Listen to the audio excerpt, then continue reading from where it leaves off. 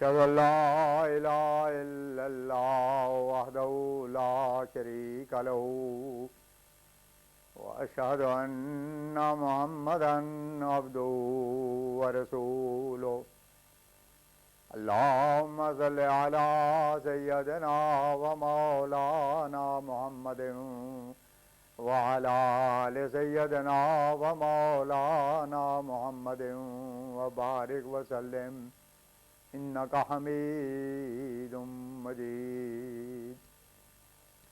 خاتم الانبیاء حضرت محمد مصطفیٰ احمد مجتبیٰ صلی اللہ علیہ وسلم کے غلام اور ہمارے امام بانی جماعت احمدیہ مسیح موعود و مہدی مسعود علیہ السلام کے ایمان افروز اور روح پرور ملفوظات۔ حضرت اقدس نے فرمایا، دولت مند اور متمول لوگ دین کی خدمت اچھی طرح کر سکتے ہیں، اسی لیے خدا تعالیٰ نے مما رزقناہم ینفقون متقیوں کی صفت کا ایک جزء قرار دیا ہے۔ یہاں مال کی کوئی خصوصیت نہیں ہے، جو کچھ اللہ تعالیٰ نے کسی کو دیا ہے وہ اللہ کی راہ میں خرچ کرے۔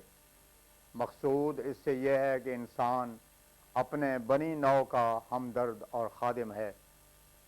اللہ تعالیٰ کی شریعت کا انحصار دو ہی باتوں پر ہے، تعظیم لامر اللہ اور شفقت علی خلق اللہ۔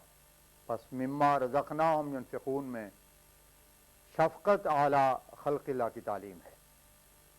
ایک دفعہ ہمارے نبی کریم صلی اللہ علیہ وسلم نے روپے کی ضرورت بتلائی تو حضرت ابو بکر رضی اللہ تعالیٰ عنہ گھر کا کل اساس البیت لے کر حاضر ہو گئے۔ آپ نے پوچھا، ابو بکر گھر میں کیا چھوڑا ہے؟ تو جواب میں کہا، اللہ اور رسول کا نام چھوڑ آیا ہوں۔ حضرت عمر رضی اللہ تعالیٰ عنہ نصف لے کر آئے۔ آپ صلی اللہ علیہ وسلم نے فرمایا، عمر گھر میں کیا چھوڑا ہے؟ تو جواب دیا کہ نصف۔ رسول اللہ صلی اللہ علیہ وسلم نے فرمایا کہ ابو بکر و عمر کے فعلوں میں جو فرق ہے وہی ان کے مراتب میں فرق ہے۔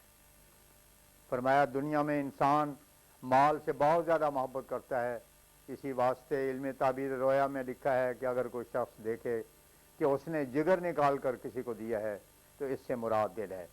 یہی وجہ ہے کہ حقیقی اتقاء اور ایمان کے حصول کے لیے فرمایا، لن تنالوا البر حتی تنفقوا مما تحبون، آل عمران آیت 93۔ حقیقی نیکی کو ہرگز نہ پاؤ گے جب تک تم عزیز ترین چیز نہ خرچ کرو گے، کیونکہ مخلوق الہی کے ساتھ ہمدردی اور سلوک کا ایک بڑا حصہ مال کے خرچ کرنے کی ضرورت بتلاتا ہے، اور ابنائے جنس اور مخلوق خدا کی ہمدردی ایک ایسی شے ہے جو ایمان کا دوسرا جزو ہے، جس کے بدوں ایمان کامل اور راسخ نہیں ہوتا جب تک انسان ایثار نہ کرے۔ دوسرے کو نفع کیوں کر پہنچا سکتا ہے؟ دوسرے کی نفع رسانی اور ہمدردی کے لیے ایثار ضروری شے ہے، اور اس آیت میں لن تنالوا البر حتی تنفقوا مما تحبون میں اسی ایثار کی تعلیم اور ہدایت فرمائی گئی ہے۔ پس مال کا اللہ تعالیٰ کی راہ میں خرچ کرنا بھی انسان کی سعادت اور تقوی شعاری کا معیار اور محک ہے۔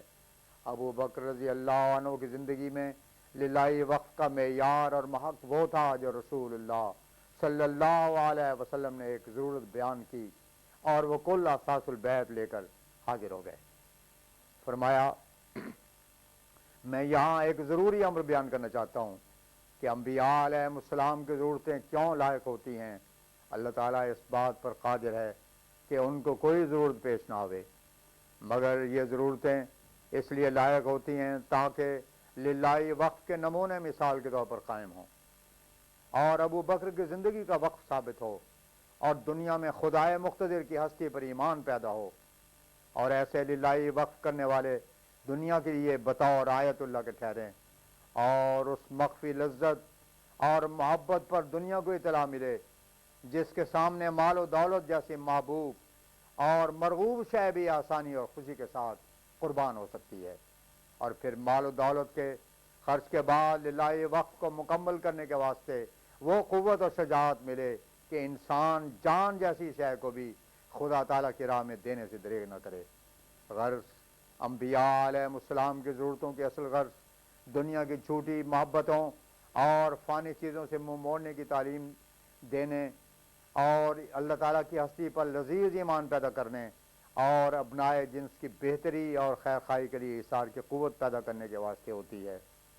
اور ورنہ یہ پاک گروہ خزائن السماوات والارض کے مالک کی نظر میں چلتا ہے، ان کو کسی چیز کی ضرورت ہو سکتی ہے، وہ ضرورتیں تعلیم کو کامل کرنے اور انسان کے اخلاق اور ایمان کے رسوخ کے لیے پیش آتی ہیں۔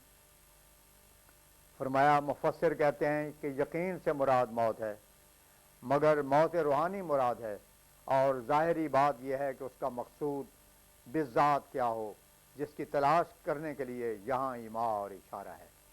مگر میں کہتا ہوں کہ وہ روحانی موت ہو یا روحانی زندگی، تمہاری زندگی خدائی کے راہ میں وقف ہو، مومن کو لازم ہے کہ اس وقت تک عبادت سے نہ تھکے اور سست نہ ہو جب تک یہ چھوٹی زندگی بھسم نہ ہو جائے اور اس کی جگہ نئی زندگی جو ابدی اور راحت بخش زندگی ہے اس کا سلسلہ شروع نہ ہو جائے، اور جب تک اس عارضی حیات دنیا کی سوزش اور جلن دور ہو کر ایمان میں ایک لذت اور روح میں ایک سکینت اور استراحت پیدا نہ ہو۔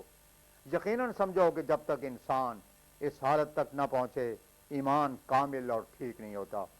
اسی واسطے اللہ تعالیٰ نے یہاں فرمایا کہ تو عبادت کرتا رہے جب تک کہ تجھے یقین کامل کا مرتبہ حاصل نہ ہو، اور تمام حجاب اور ظلماتی پردے دور ہو کر یہ سمجھ میں نہ آ جاوے کہ اب میں وہ نہیں ہوں جو پہلے تھا، بلکہ اب تو نیا ملک، نئی زمین اور نیا آسمان ہے، اور میں بھی کوئی نئی مخلوق ہوں۔ یہ حیات ثانی وہی ہے جس کو صوفی بقا کے نام سے معصوم کرتے ہیں۔ جب انسان اس درجے پر پہنچ جاتا ہے تو اللہ تعالیٰ کے روح کا نفخ اس میں ہوتا ہے، ملائکہ کا اس پر نزول ہوتا ہے۔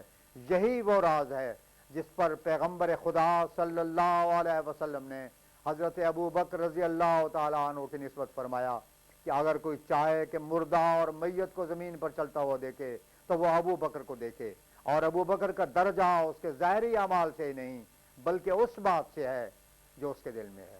مسیح پاک کیا خوب فرماتے ہیں، جن کو نشان حضرت باری ہوا نصیب، وہ اس جناب پاک سے ہر دم ہوئے قریب، کھینچے گئے کچھ ایسے کہ دنیا سے سو گئے، کچھ ایسا نور دیکھا کہ اس کے ہی ہو گئے۔ وآخر دعوانا ان الحمدللہ رب العالمین۔